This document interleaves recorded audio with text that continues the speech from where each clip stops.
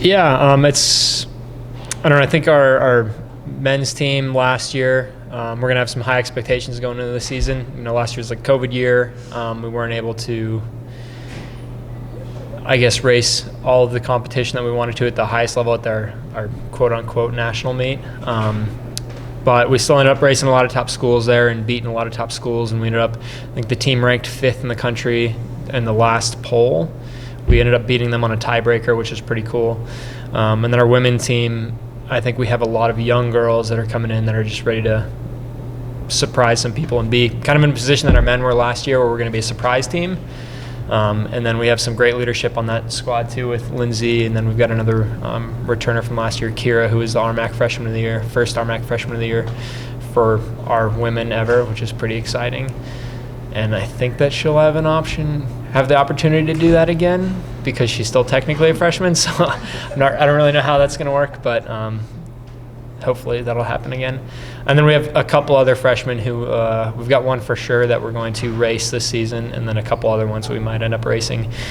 And I think our women long-term goal would be to squeeze them into nationals. We think that we have a shot to do that with our new freshmen that we have coming in. And then our men, I think just starting it off on a good note, we're going to be racing the school that we were probably most evenly ranked with last year all season, UCCS. And so we're looking to, show what we can do against them. And there's going to be a couple other good schools there. But, yeah, just start everything off on a good note. We're going to have most of our top guys racing. Actually, with Jerod wasn't planning on racing, so he had strep throat last week. But he had a good workout today, and so I think we're planning on racing this weekend. So, yeah, so that's what I think we got going on. So. Jerod, my coach was saying last year you got a chance to kind of do a partial season, ended pretty well with a good performance for both you and the team at conference, and of course the national invite. So going into this kind of as a leader on the team, the veteran, what are you hoping for the year ahead, particularly Saturday? Well, I was kind of hesitant. Like last year, I didn't know if I was going to come back, and then I finally decided that I'm going to come back, and it's been a lot, and I know like I have one semester left, so I'm trying to kind of set a mark and a tradition for the team to keep going to nationals. So my goal for this year is just to like force a tradition for the team and have it be continued through the rest of the years, and I'm just hoping to make my mark this last semester. Lindsay, a veteran as well, did you kind of feel like your national meet performance was kind of a little bit of a breakthrough for you personally? Yeah, I wasn't expecting that at all. I didn't even know there was going to be like any kind of national meet, I guess, just because of COVID. So then when I found out I got to end up going, that was really fun. And once I got there, I was just like, I'll just race. Like, didn't expect to be there. And then I ended up being like on the all-national team, which like I guess isn't really like comparable to like All-American, but like it was still really cool to me. I don't know. So yeah, I'm just excited to try to prove to people this year that we can be a good team and not just do things individually. So and I saw that the regional rankings, the preseason rankings came out. I think that the guys are 6th. So and now with everybody racing again, I bet it's RMAC. Oh, there's a West Texas and you guys, but the competition every single week that you guys face, and now with everybody back racing, just kind of gets you a little more excited for the season to be sort of normal again? Do you want to answer? Yeah. Yeah, it's super exciting. Like we have the best competition every single week. This week we have some teams that I think we potentially have a chance to beat conference and hopefully at regionals as well, to maybe make nationals as a team for the first time in like almost 8 years. And so I think that having that really tough competition every week makes us better. And so like all the RMAC schools have been training really hard because RMAC's really intense and everyone wants that spot at nationals. So it's nice that we get to race all these top schools every week. It just gives us an idea of how the season's going to look. Like some of those schools have been just training for years and being on the national list and being able to just compete with them and like some of the schools that go to nationals, and if we're beating them in meets prior, it helps us see like what the future's going to look like towards like end of November when nationals actually is. Yeah, and so for the RMAC, I mean, we probably have the strongest conference across the board in any division. So if you put the RMAC in Division I, it would be probably the strongest conference in Division I as well. And so there's schools like Western, Adams, and Mines who haven't not gone to a nationals in forever.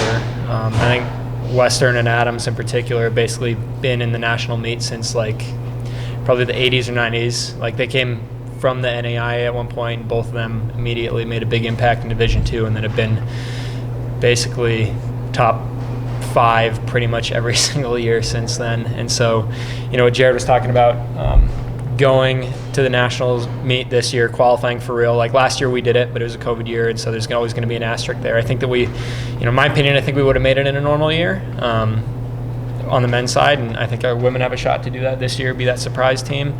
But I think, you know, we haven't made it, the men or the women, since my senior year, which, you know, for me is going to be really special if we can do that this year with both teams again. And then, like Jerod said, starting a tradition and being that next team that's always expected to be at the national meet. Like we want to expect to be there, and I think that we have a shot to beat some teams this year that we've never beaten before. So we've never beaten Adams, we've never beaten Western, and I think that we have a legitimate shot to beat those schools this year, so, or at least contend with them. What are you kind of taking from when you were running into being the head coach now? Just kind of building on what you learned as an athlete? Yeah, and so that was my goal when I was an athlete, to hopefully like start that tradition, because I was on the inaugural team, and so we spent my first couple of years being, I guess, kind of like considered like a doormat, right? We had basically a bunch of walk-on athletes, and we weren't very good, but we always kind of had a chip on our shoulder, and we progressed every year. And then, you know, it was special going to a national meet my senior year and having the women qualify for the first time ever. It was a really, really cool team chemistry that we had. And then, unfortunately, that tradition didn't continue. And that's what, you know, my goal is to get it back there and get us back to the national meet, both on, you know, with the men and the women. And I think, you know, for me, I'm just being part of that inaugural team, coming back here has been really special for me. I love this school and I love this team, and I don't know, I think that we have the resources here to build a dynasty and compete with those best schools, or historically the best schools in the country. I think that we have an opportunity to, you know, compete with them, and that's definitely my goal. And I was at Western for 3 years, and so kind of learning, you know, what they do, and you know, so being here on a brand new team, getting experience there on an established team, I think, you know, is something that is helping me, I guess, bring another level to the team. And so, yeah, that's going to be. Still some state secrets from down there. Yeah, exactly. Yep. Coach, I know I coach with questions like this because it's oversimplification, but the theme du jour is upward trend, right? But what do you see as the ceiling for these teams? I mean, for the men, I think the sky's the limit. I think that, you know, we have a kid, Tony Torres, who was here last year. He's the 6th fastest person to ever run the mile in Division II. And so, I mean, he had a historically great season last year, which unfortunately, you know, there's always going to be that little asterisk because of COVID, especially he won the cross-country national meet, and before that he was just considered a miler. And so he individually won. Jerod ended up getting 2nd, and then we had another guy, Mark Testa, who ended up getting 3rd. And so we had 3 people that just, and really our whole team did really well, but like those 3 in particular just shined that day. And there was probably 3 or 4 people in that meet that were, if everything was normal, were in contention for that individual title, and we put 3 guys in the top 4. And so, you know, we're getting another guy, Trevor Smith, back, who I think is going to be another person up in there, up in that group that we can start pushing towards the top. And then we've got 3 really, really solid freshmen that were able to kind of show what they could do last year. Tristan Charles, he's going to be phenomenal over the next couple of years. And then Ethan Abbs, who's been a workhorse. He just did all kinds of work this summer, and he's ready to show off. And then we got another returner who came in from Alaska, and last year just had I guess, transition year where he was learning the altitude, getting used to the altitude a little bit, and just getting used to the new training. And he's really taken off recently. And so, I mean, we have, in my opinion, 7, almost 8 guys that are, you know, at the end of the season, I could see vying for All-American, which would be top 40 in the country individually. And then a number of those guys, Jerod included, that, you know, I could see ending up being top 10, top 15, which at that point, then we're talking, you know, team ranking wise, you know, I think right now a solid goal is to be on the podium, but if everything goes right, and everything kind of went right for us last year, where every race just kind of like worked out the way that we planned, the way that we wanted. That's definitely my goal, to be on the podium on the men's side.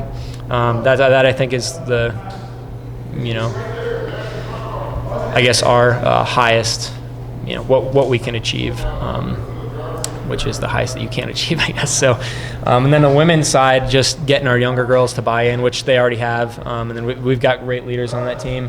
If Kira and Lindsay can repeat what they did last year and then bring up some other, you know, freshman girls. Adams and Western had a really big turnover class this year, so they lost a lot of seniors, and so they're always going to be tough to beat. But I think that we're coming in with a younger squad right at the right time in the conference, to where there's going to be hopefully some shaking up in the rankings and in the racing world. So.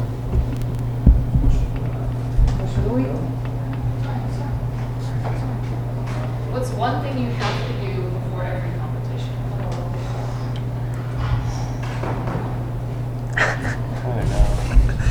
Me and Kira like to shake each other's hands and then kiss each other's hands and then just say good luck. And that's just our little good luck charm. It's kind of weird, but we just started doing it last year. So now we have to keep doing it. And for me, my biggest thing is I overthink a lot when it comes to running. So I try and do everything in my control to get ready. That like eating right the entire week before, getting the right sleep. I kind of like meditate and pray right before the race, and just kind of help me get in the mindset. Because people usually listen to like a lot of hype music before they run. I listen to like calmer stuff, so like I kind of calm down and not psych myself out. So it's kind of one of the biggest things I do, and then just kind of get in my zone that way. As an athlete, I always had stuff that I would do, but now as a coach, it's a little bit different. I'd say as a coach, I'm kind of a little bit more like Jerod, where I get sometimes a little bit too amped up. So I just have to find ways to relax a little bit. And so sometimes same thing, I guess, with music. But I don't know. I guess that's probably the only thing it's probably the only thing in coaching. As an athlete, I always did some weird warm-up stuff. Like I'd always like jump and tuck do jump tucks. Yeah, jump tucks. There's no really point for a distance kid to do that, but I would just do them just because it helped me relieve some stress. So, yeah.